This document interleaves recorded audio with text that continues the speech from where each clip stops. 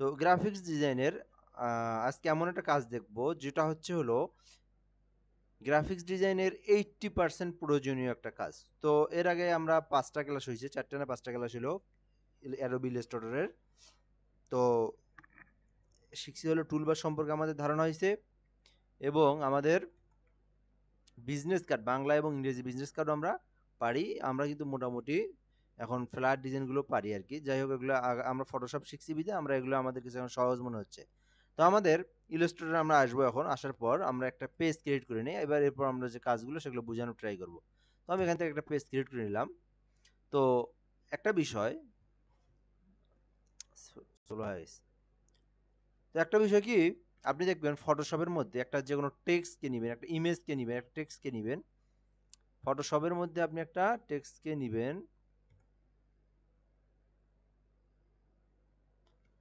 তো আপনি এইভাবে একটা টেক্সট কিনবেন ফটোশপে। তো দেখবেন ওটা একটু জুম করলে ফেটে যায়।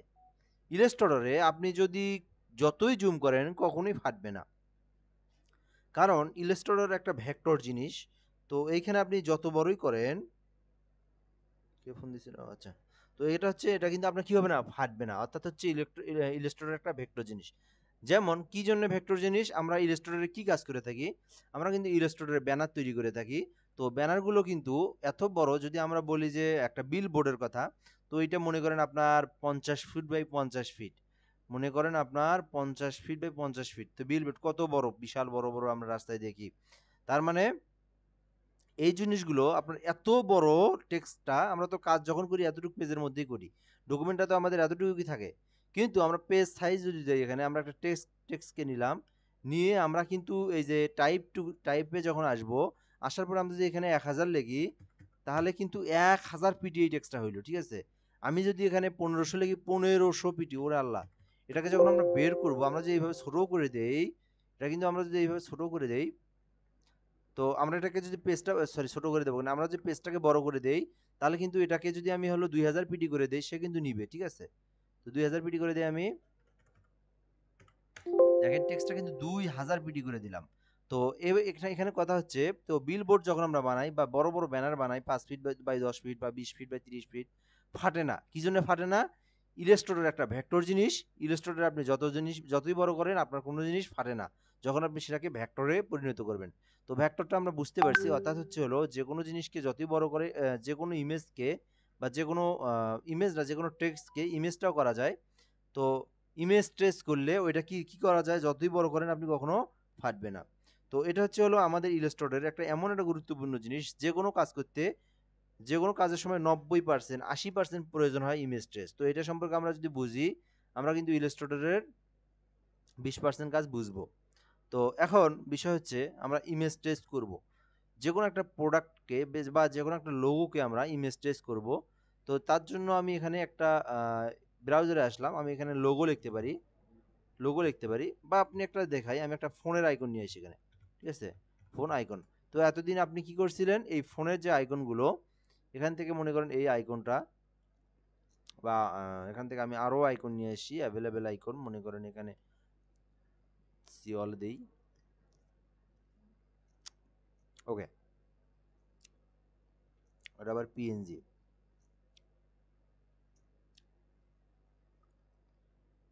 হুম, আচ্ছা, ফোন লোকেশন।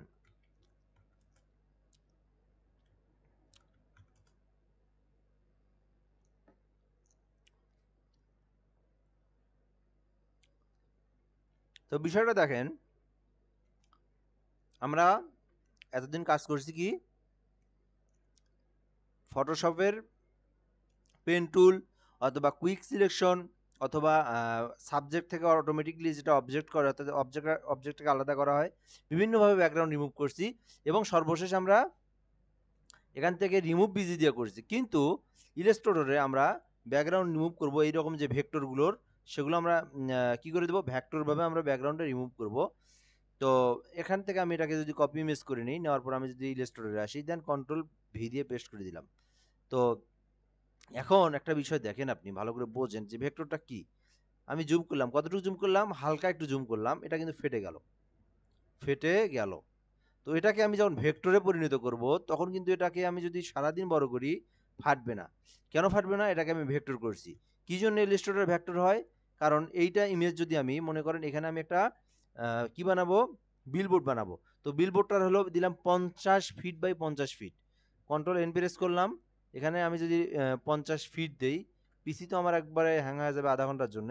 যদি আমি এখানে ক্লিক দিয়ে যদি ক্রিয়েট করি, এখানে 50 ফিট দিলাম, এখানে 50 ফিট, এখানে মনে করেন 50 ফিট দিয়ে যদি ক্রিয়েটে ক্লিক করি, পিসি আমার হ্যাং হয়ে যাবে আধা ঘন্টার জন্য। তো এই জন্য আমার দেওয়া যাবে না এটাতে। তো 50 ফিট বাই 50 ফিট, বুঝতেই পারছেন কত বড় একটা বিলবোর্ড বা কত বড় একটা ব্যানার, সেটা কিন্তু আমরা ইলাস্ট্রেটরে তৈরি করতে পারি। তো এগুলো কিন্তু কই আপনার, আমরা যখন হচ্ছে রাস্তাঘাটে দেখি বিশাল বড় বড় ব্যানার।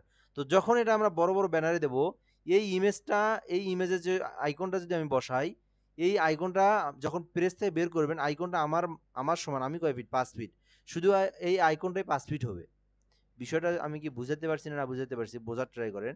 ভেক্টরটা এমন এক জিনিস যে যতই আপনি এটাকে ভাঙেন, বা এটা এত ক্ষুদ্র ক্ষুদ্র কণা পিক্সেল আকারে, মানে অসংখ্য লক্ষ কোটি পিক্সেল নিয়ে আমাদের এই ভেক্টরটা তৈরি হচ্ছে এখানে। তো যতই আপনি এটাকে জুম করবেন, এটা কখনো ফাটবে না। কেন ফাটবে না? ইলাস্ট্রেটরে আমরা এই জন্যই করি যে এটাকে ভেক্টর যখন করব, এটা আমরা যত বড়ই করি, শুধু এই আইকনটা যদি আমি, যদি এখন যদি আমি এটা ভেক্টর না করি, মনে করেন এটা হলো আমি একটা পেজ নিলাম 50 ফিট বাই 50 ফিট, 50 ফিট না, সাপোজ আমি এখানে ইঞ্চি হিসাবে নিলাম। তো মনে করেন ফিট নিলাম, নেওয়ার পরে এখানে হলো সামান্য 10 ফিট বাই 10 ফিট নিলাম, বা 20 feet by 10 feet, 20 feet by মনে করেন 10 ফিট। তো বিষয়টা বোঝেন। নেওয়ার পর আমি ক্রিয়েট করে দিলাম। তো এটা কিন্তু বের করলে কিন্তু বিশাল বড় হবে, আমাদের প্রায় একটা রুমের সমান হবে ব্যানারটা, তাই না? এখন আমি এখান থেকে লোকেশনটা আমি এই জায়গায় বসাবো। তো লোকেশনটা আমি দেখেন কতটুকু একটু হয়ে গেছে। তো যখন আমি এটাকে বড় করব এটাকে, তো দেখেন এটা ফেটে গেছে, এই দেখেন এটা কিন্তু রেজুলেশন একদম 12টা। তো এটাকে আমাকে তো বড় করে দিতে হবে। এই লোকেশনটা যদি আমি এখানে লোকেশনটা দেই, আমি যেটাকে বড় করে দিই, তো দেখেন এটাকে যে আমি যখন বের করব, বা এই দেখেন ফাটি গেছে। তো আরেকটু যদি ব্যানারটা বড় করি, তো দেখবেন আরেকটু যদি বড় করি ব্যানারটা, তখন দেখেন কোয়ালিটি, দেখেন কি কোয়ালিটি, দেখেন এই দেখেন কি কোয়ালিটি, এটা এই দেখেন। তো এইরকম যখন আমরা বের করব প্রেস থেকে, তখন আমাদের কি হবে, কোয়ালিটিটা একদম নষ্ট হয়ে যাবে, এটাকে একদম আবজা আবজা দেখা যাবে। তো এইটা কিন্তু প্রেস থেকে বের করলে আমাদের কিন্তু পরিষ্কার দেখা যাবে না, এই জন্য আমাদেরকে ভেক্টর করে নেবো। তো ভেক্টরটা যখনই করে নেবো, তখন আমরা যতই এটাকে বড় করি, ততই আমরা, যতই বড় করি কখনোই আমরা এটাদের ফাটবে না। তো আমরা একটা কালার ফুল নিয়ে আসি, তাহলে বুঝবো বিষয়টা আমরা এখান থেকে। তো একটা কালার নিয়ে আসি, এটা কালার, এখান থেকে মনে করেন এই কালারটাই নিয়ে আসলাম, এখান থেকে এটা কপি করে নিয়ে আসলাম, সমস্যা নাই। আমি এখান থেকে ভি দিয়ে পেস্ট করে দিলাম। তো এই দেখেন এটা কত ক্ষুদ্র। তো এটাকে আমি যদি একটু বড় করি, তো বড় করার পরে দেখেন এটা রেজুলেশন কতটা বাজে। তো এগুলো কিন্তু চলবে না, এগুলো কিন্তু চলবে না, এই দেখেন ফেটে গেছে। তো একটু দেখেন, এখন আমি ইমেজ ট্রেস করবো, ইমেজ ট্রেসটা আমি কই দিয়ে করবো? তো আমি এখানে উইন্ডোতে আসলাম, আসার পরে এই যে ইমেজ ট্রেস নামে একটা অপশন আছে, এখানে দেখবো খুঁজে, উপরেই তো থাকে এই যে ইমেজ ট্রেস। তো এখান থেকে আমি করতে পারি, এত যদি ঝামেলার দরকার না হয়, আপনি এই যে উপরেই থাকবে, এটা সবার উপরেই পপ আপে। তো এখান থেকে আমি ইমেজ ট্রেসে ক্লিক করে দেবো। তো দেখবেন এখানে একটা বিষয় আছে, যদি আপনার ইমেজটা খুব হাইলি হয়, যদি আপনার ইমেজটা খুব হাইলি হয়, তাহলে আপনি ইমেজ ট্রেজে ক্লিক না করে এই অ্যারোতে ক্লিক করবেন। এখানে একটু বিষয়টা দেখেন ভালো করে, ইমেজ ট্রেজের এই কোনায় অ্যারো আছে একটা, এই অ্যারোতে প্রেস করবেন। আমি আরেকবার বলি, আপনার ইমেজটা যদি এখানে একটা লো কোয়ালিটির ইমেজ নিয়ে আসি, এটা কিন্তু মোটামুটি একটা ভালো ইমেজ। তো আমি একটু একদম একটা লো কোয়ালিটি যদি ইমেজ কোথাও পাই, ফ্রিপিক থেকে নিলে তো ভালো আসবেই। তো অন্য এক জায়গা থেকে নেই বিষয়টা বোঝানোর জন্য। তো মনে করেন এখান থেকে, এটাও ফ্রিপিকের গুলো মোটামুটি একটা ভালো রেজুলেশন। তো এখান থেকে আমরা এটাকে নেই, এটাই নিলাম। তো এখানে দেখেন, তো এই ইমেজগুলো আমি নিয়ে আসতেছি এই জায়গায়, এটা বড় করে দেওয়ার পর এটাও কিন্তু ভেঙে যাচ্ছে, ফেটে যাচ্ছে। তো মোটামুটি এগুলো আছে আর কি রেজুলেশন। এখন আমি যেটা বুঝাতে চাচ্ছি, তো এগুলোকে যদি আমি বড় করি, এখানে কিন্তু ফেটে যাচ্ছে, তাই না? তো আমি এখন ইমেজ ট্রেস করব। তো ইমেজ ট্রেস করলে কিছু কিছু ইমেজ, কোন ইমেজ ট্রেসটা আমি ডাইরেক্ট ইমেজ ট্রেসে ক্লিক করবো, আর কোনটা আমরা লো ফ্যাডালিটি করব, আর কোনটা হাই ফ্যাডালিটি করব। আমার ইমেজটা যদি হাই কোয়ালিটি থাকে, অর্থাৎ ইমেজটা যদি হাই কোয়ালিটি থাকে, তাহলে আমি এখান থেকে লো ফ্যাডালিটি করব। আর যদি ইমেজটা এরকম থাকে, এই যে দেখেন এখানে একটা বিষয় দেখেন, আমি এটাকে সরাই দিই আগে। দুইটা ইমেজ আমি অনলাইন থেকে নিয়ে আসছি। তো এই ইমেজটাতে আমি যদি ইমেজ ট্রেস করি, তাহলে এটা কি হয়ে যাচ্ছে, মানে আমার জিনিসটাই আউট হয়ে গেল, অর্থাৎ সাবজেক্টটাই নাই, উধাও হয়ে গেল। তো এটাকে আমি কিভাবে ইমেজ ট্রেস করবো, আর এটাতে যদি আমি ডাইরেক্ট ইমেজ ট্রেস করি, এটা কিন্তু থেকে যাবে, দেখেন এই দেখেন। তো এখানে কাহিনী কি? কাহিনী হচ্ছে যে এইখানে রেজুলেশন মোটামুটি ভালো এবং কালারফুল, যার কারণে আর এটা ভেক্টরের মতোই, অর্থাৎ এক কালার যেটা সেটা বিশেষ করে ভেক্টরের মতোই হয়ে থাকে। তো এটাকে আমরা কি করব, মনে করেন এটা একটা হাই কোয়ালিটি, যদি এইরকম যদি ক্লিক করে যদি এইরকম হয়, তো তখন আপনারা কি করবেন, এই যে অ্যারোতে প্রেস করে লো ফ্যাডেলিটি ফটো করে দিবেন, তাহলে কিন্তু আর কোনো সমস্যা হবে না। এখন এটাতে আমি যদি করি, এটাতে আমি যা ডাইরেক্ট ইমেজ টেস্ট করলেই আমাদের এটা এক্সপ্যান্ড অপশন আসলো। তো বিষয়টা আমরা কিন্তু বুঝতে পারছি। তো যদি না আসে তাহলে লো ফ্যাডেলিটি করব।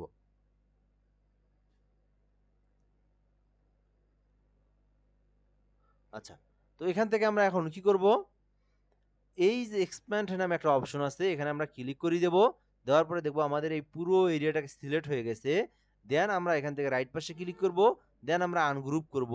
তাহলে কি হবে, এইখানে এগুলো সবগুলো ভেক্টর কিন্তু ক্ষুদ্র ক্ষুদ্র ক্ষুদ্র ক্ষুদ্র ক্ষুদ্র ক্ষুদ্র কণা হয়ে গেল। তো এখন আমি এটাকে সারাদিন জুম করলে ওটা কখনো ফাটবে না। দেখেন, আপনি সারাদিন মাউস ঘুরেন, যত দূর পর্যন্ত ঘুরবে কখনোই এটা আর ফাটবে না, কখনোই ফাটবে না। এটাকে আপনি এখন পুরো মনে করেন 1 কিলোমিটার রাস্তার সমান একটা যদি ব্যানার বানান, অর্থাৎ ওটা যদি ওইরকম পসিবিলিটি থাকে, তাও যদি আপনি এটা নিয়ে যায় বসান, এই ইমেজটা কখনোই ফাটবে না, কখনোই ঘোলা হবে না, কখনোই প্রেসে যখন বের করবেন তখন খারাপ দেখা যাবে না। তো এটাই হলো বিষয়, এটাই হলো আমাদের ভেক্টর, যে আমাদের অনেকগুলো ক্ষুদ্র ক্ষুদ্র কণা নিয়ে একটা ভেক্টর হয়। তো আমরা এখান থেকে এটা কি করব, এখন এইখানে ক্লিক করে এটাকে আমরা ডিলিট করে দেব। ডিলিট করলে আমাদের যে আর্টবোর্ডটা আছে ওটা ডিলিট হয়ে গেল। এখন আমরা এখান থেকে কিন্তু একটা একটা করে নিয়ে আমরা কাজ করতে পারি। তো খুবই সিম্পল, খুবই সহজ। বিষয়টা আমি এখন একটু বুঝাবো। তো এগুলো ডিলিট করে দিই আমি। তো দেখেন, এইটাকে কিন্তু আমি নিয়ে এসে যদি এখানে বসাই, নিয়ে আসার পরে আমি যদি এটাকে ছোট করি এবং আমি যদি এই ব্যানারের এখানে দেই, তাহলে আমি যখন এটা বের করব, এটা যত বড়ই হোক এটা কিন্তু কখনোই ফাটবে না। কারণ এটা যত বড়ই করেন দেখেন ফাটবে না। আর আপনি ইমেজ টেস্ট করার আগে আপনি কোনো কিছু একটা নিয়ে আসেন, এই ইমেজটাই তো, ইমেজ টেস্ট তো করছি এটা, তো ওটা আরেকবার খুঁজে দিকে আছে নাকি,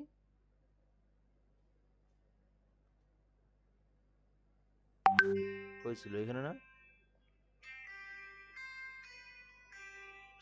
কোন দিছে এখানে আবার,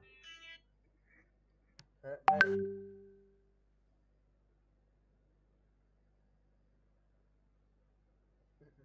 আচ্ছা আচ্ছা, আবার দেখাবো, সমস্যা নেই।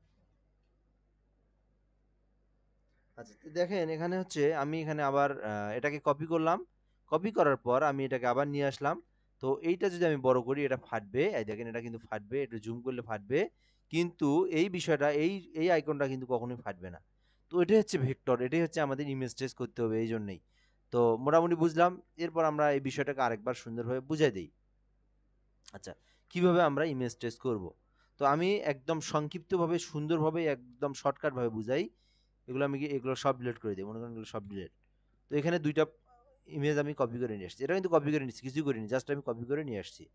তো যে ইমেজটা আপনি ধরেন যেকোনো, ওগুলো কোনো কিছু হাই-টাই কিছুই বোঝার দরকার নাই। আপনি সরাসরি একটা জিনিস বোঝেন। আপনি এখানে ক্লিক করবেন, ক্লিক করার পর এটা কিন্তু অলরেডি আমি ইমেজ টেস্ট করছি অবশ্য। এটা ডিলিট করে দিয়ে আমি আরেকটা ইমেজ নিয়ে আসি। তো এই ইমেজটি প্রয়োজনে আরেকবার নিয়ে আসি আমি এখান থেকে। তো এখান থেকে কপি ইমেজ করলাম, তো কন্ট্রোল ভি দিলাম। দিয়ে এটাকে বড় করলাম। তো দেখেন, আপনি যেকোনো ইমেজকে নিয়ে আসার পরে যদি এখানে ইমেজ ট্রেজের উপরে ক্লিক দেন, যদি এইরকম না থাকে, উধাও হয়ে যায় বা ভেঙে ভেঙে যাবে, এরকম একটা সমস্যা হয়, তাহলে আপনি করবেন কি, অ্যারোতে প্রেস করে লো ফ্যাডেলিটি করবেন। এইটুকু তো বুঝতে পারছেন। আরেকবার বুঝাই দিই আমি, যে কোনো ইমেজকে আপনি নিয়ে আসবেন। নিয়ে আসার পরে আপনি যখন ইমেজ ট্রেস করবেন, আপনি আগে এটাতে ক্লিক করবেন, ক্লিক করে ইমেজ ট্রেসের উপরে ক্লিক করবেন। যদি দেখেন যে এইরকম সমস্যা হচ্ছে, তাহলে আপনি কি করবেন, কন্ট্রোল জেড দিয়ে আবার আগের জায়গায় ফিরে আসে এইখানে ক্লিক করে লো ফ্যাডেলিটি ফটো করবেন। তো কালো যেগুলো, কালো সেগুলো যদি, যেগুলো এক কালার, এগুলোতে আপনার ডাইরেক্ট ইমেজ ট্রেস করা যায়। তো যেগুলোতে একটু কালারফুল, সেগুলোতে অর্থাৎ হাই কোয়ালিটি কালারফুল, সেগুলোতে আপনি লো ফ্যাডেলিটি করবেন। এটুকু তো বুঝতে পারছেন। যেটা কালার আছে যেটা, এবং যেটা একটু হাই কোয়ালিটির ইমেজ, সেটাতে আপনার লো ফ্যাডেলিটি করতে হবে।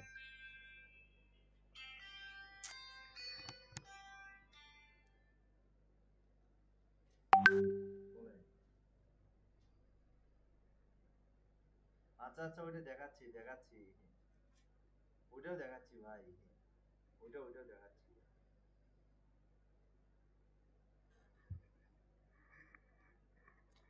আচ্ছা, হোক, সমস্যা নেই।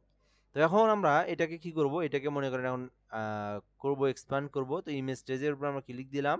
দেওয়ার পর আমরা এক্সপ্যান্ড করলাম। এখন এটাকে আমরা কিভাবে আনগ্রুপ করব, এটাই তো। তো এই যে এটাকে যদি আমি ক্লিক করি, পুরোটাই কিন্তু এখনো সিলেক্ট অবস্থায় আছে। আমরা এখানে রাইট পাশে ক্লিক করে আনগ্রুপ করব, অর্থাৎ ইমেজ ট্রেস করার পরেও পুরো আর্টবোর্ডটাকে সিলেক্ট থাকে। তো আমরা ডাইরেক্ট কি করব, আনগ্রুপ করব। এই যেখান থেকে রাইট ক্লিক করে আনগ্রুপ করব, করার পর এই আর্টবোর্ডটাকে আমি একটা সিলেক্ট করব, অর্থাৎ আর্টবোর্ডটাকে একটা ক্লিক দেবো, তাহলে কিন্তু আর্টবোর্ডটা আলাদা হয়ে গেল। এই যে আর্টবোর্ডটা কিন্তু আলাদা হয়ে গেল, পুরো সাদাটা আলাদা হয়ে গেল। এই যে আপনি এখান থেকে ডিলিট করে দিলেন, অথবা আপনি আবার, আমি কন্ট্রোল জেড দিয়ে আগের জায়গায় আসি। তো আপনি এই যে আর্টবোর্ডটাকে ধরলেন, ধরে কন্ট্রোল ডি ডি প্রেস করলেন, অর্থাৎ আপনি সরি ডিলেটে প্রেস করলেন, তাহলে কিন্তু ডিলিট হয়ে যাবে। তো এই জায়গাটা কিন্তু আছে, ডিলেটে প্রেস করেন, এই জায়গাটাও আছে, ডিলেটে press, delete press, delete press, তাহলে কিন্তু এগুলো আলাদা হয়ে যাবে। তো এরপর আপনি এটাকে আপনি একটা একটা করে নিয়ে সাইড করে নিয়ে কাজ করতে পারবেন। আপনি যদি চান এই কালোটাকেও আপনি ডিলিট করে দিবেন, দিতে পারেন, সমস্যা নেই, শুধু মোবাইলটা থাকলো। ঠিক আছে, আপনি এখান থেকে আবার এটাও আপনি আলাদা করতে পারবেন, এই দেখেন এটাও আলাদা করতে পারবেন। তো এইভাবে আমাদের কাজ করতে হবে। তো এটাকে আপনি যতই জুম করেন কখনোই ফাটবে না, ঠিক আছে। তো এটাই হলো ইমেজ ট্রেস, এটি হলো ভেক্টর, এটাই আমি ক্লাস নিচ্ছি আজকে। তো এখান থেকে আমরা বুঝলাম মোটামুটি, এরপর আমরা যে বিষয়টা বুঝবো,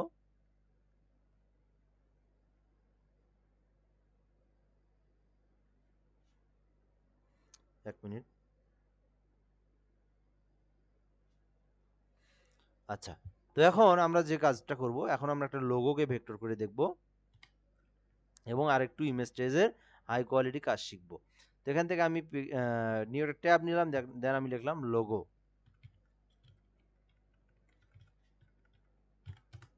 তো